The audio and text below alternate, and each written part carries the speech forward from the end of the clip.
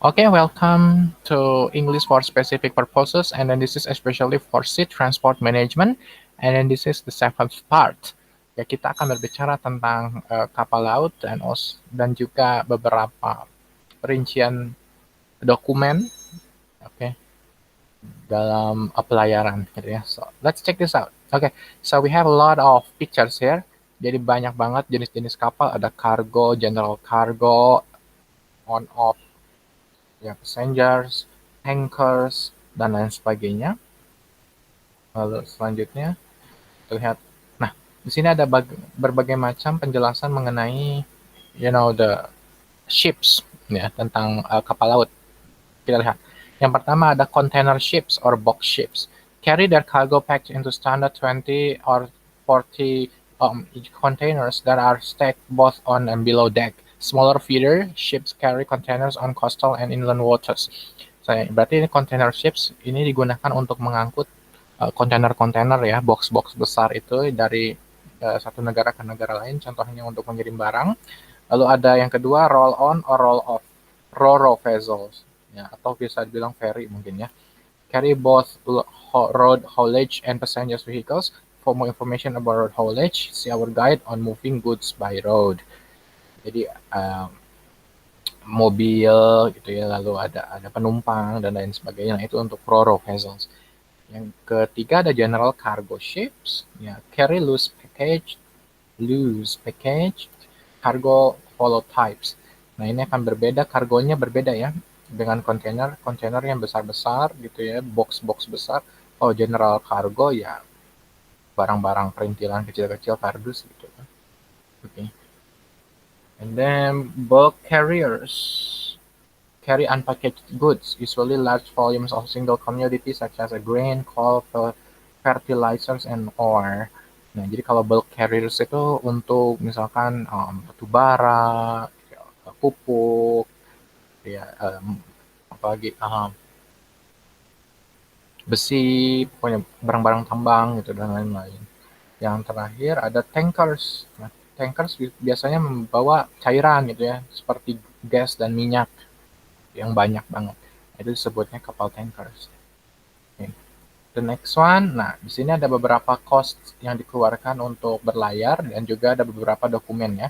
So the first one is different rates for specific goods and general cargo. Jadi satu kapal laut itu membawa barang gitu ya atau apapun kargo di dalamnya itu dan berbeda satu sama lain ya. Different ratesnya akan berbeda satu kargo dengan kargo lainnya gitu kan. Nah, ini yang pertama. Yang kedua, congestion charges at busy airports or busy ports. I mean. Jadi kalau ada pelabuhan yang sangat padat gitu, yang sangat sibuk, nah di situ ada yang namanya antrian atau kemacetan ya. Di kapal laut juga ada kemacetan dan di situ ada biaya-biaya kemacetannya. Oke. Lalu ada currency adjustment factor to take account of exchange rate changes during the journey. Shipping costs are usually calculated and quoted in US dollars. Nah, jadi currency juga harus disesuaikan. Misalkan dari negara China harus dengan misalkan yuan, dari Korea Selatan won, dari Jepang misalkan yen. Nah, ketika tiba di Indonesia kan akan berbeda ya, jadi rupiah. Tetapi untuk yang international ya biasanya menggunakan US dollars gitu ya. Oke. Lalu bunker adjustment factor to take account of fuel price fluctuations. Jadi ada bunker adjustment juga, penyesuaian bunker. Nah, di sini biaya minyak ya gitu kan fluktuatif ya, dia naik turun naik turun. Nah, ini juga akan disesuaikan untuk biaya perjalanan gitu. Lalu yang terakhir ada surcharges. Surcharges itu like a security surcharge, a surcharge levied by ports and or by the shipping company to cover the cost of particular regulatory regimes. Ya, jadi kayak seperti ya security surcharge gitu ya, ya levied ya kayak apa ya, retribusi di ports gitu ya, di pelabuhan dan lain sebagainya. Nah, semua ini akan menjadi biaya perjalanan. Mungkin satu kali perjalanan atau banyak perjalanan seperti itu.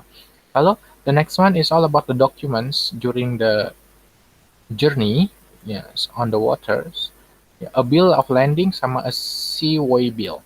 A bill of landing itu apa? Issued by the carrier. This serves three purposes. It shows that the carrier has received the goods provides evidence of a contract or carriage and serve as a document of title to the goods.